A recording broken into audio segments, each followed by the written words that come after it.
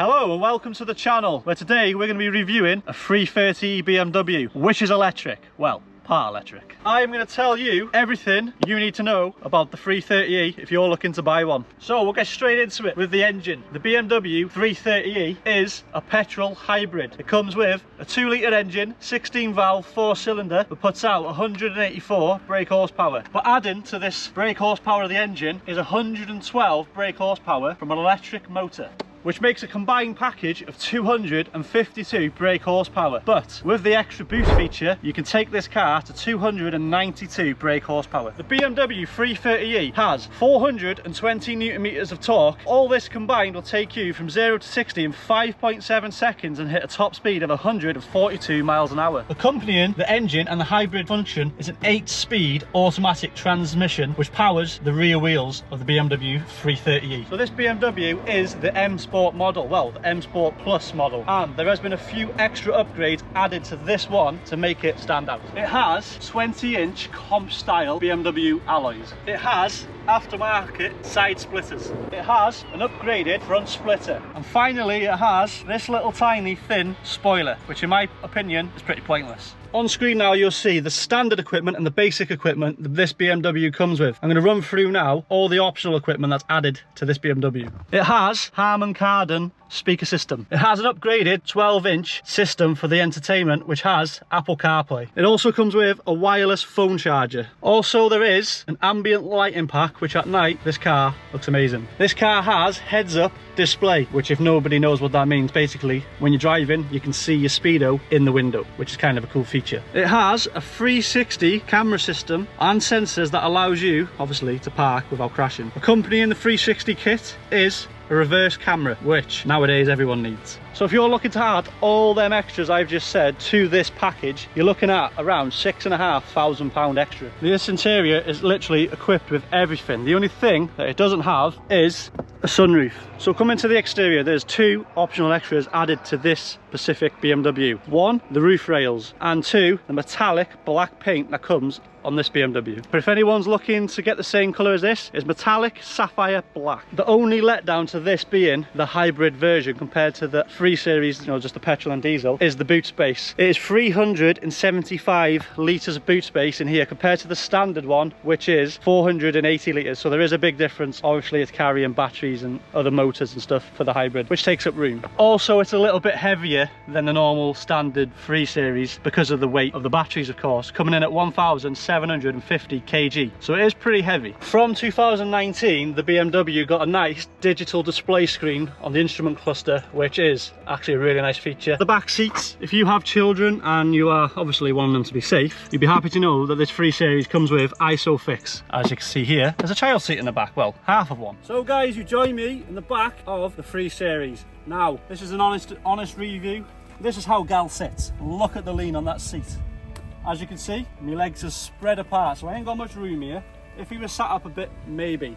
We're coming on to the interior in the back. We've got cup holders here, Harman Kardon speakers, little air slot there for your whatever you want to throw in there. We've got some aircon stuff down here, and that is about it really. There's not too much going on back here. There's an armrest in the middle here with another 2 cup holders. So boys and girls, we've now done a review on the car, all the specs and everything it comes with. We're going to get inside and go for a drive and talk about the costs of running this car, obviously fueling, how much it holds, all that good stuff, how many miles you can do on the charge, and we're going to get my opinion on how the car drives, so you know what you're looking for when you buy a 3 Series, and any problems and the pros and cons, of course. Right guys, so as you can see, I'm now in the BMW 3 Series and I'm in Gal's lean position. Now, I'm literally lying down. I can't even see the freaking bonnet. This is ridiculous, mate. How do you sit like this? So I'm going to get my opinion on the car, give you guys the costs, break that down in a minute as we just leave, tell you a few cons that I've read about on the sources so you guys know what to look out for. Let's go. Right boys and girls, we'll get onto a bit of costs. So first of all, fuel.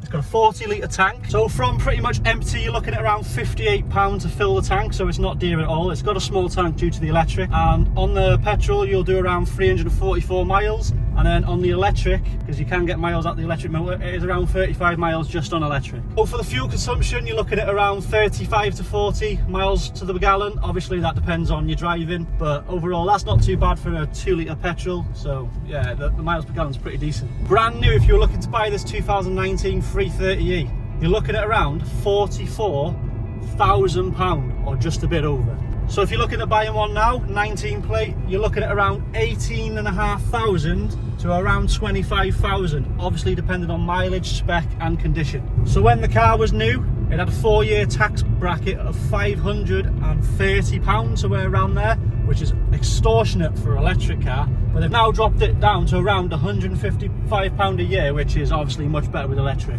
So now insurance, obviously this is different for everyone, but this is a ballpark figure for you and a reference.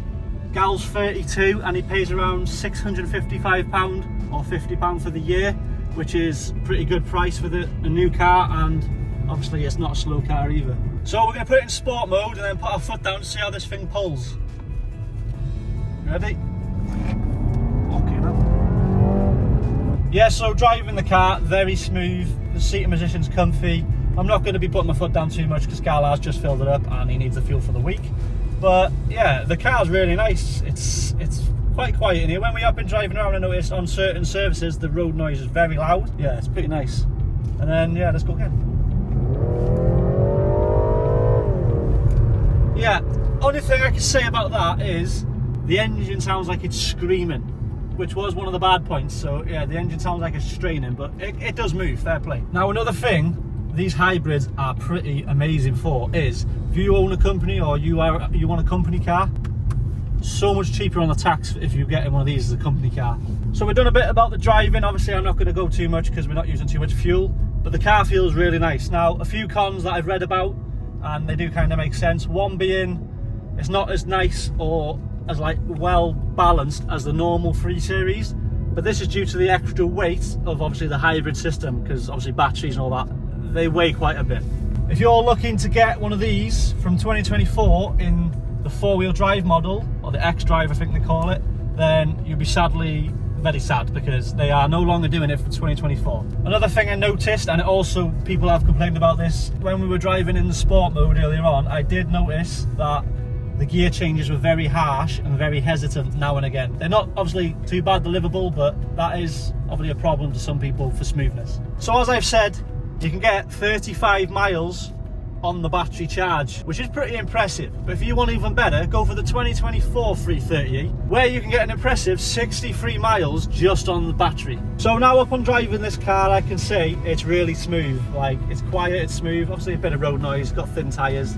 Might be different with the standard wheels, so obviously look out for that. I love all the technology in here. Obviously this here, I'm not a fan of it. Everyone knows I'm not a fan of screens, but this one's not too big, it's not sticking up too much, so it's not too bad. I love the digital display, I love the seating position. All BMWs, Audis, seating positions, always amazing. Steering feels nice, all the materials are nice. I can't fault the interior, it's pretty beautiful.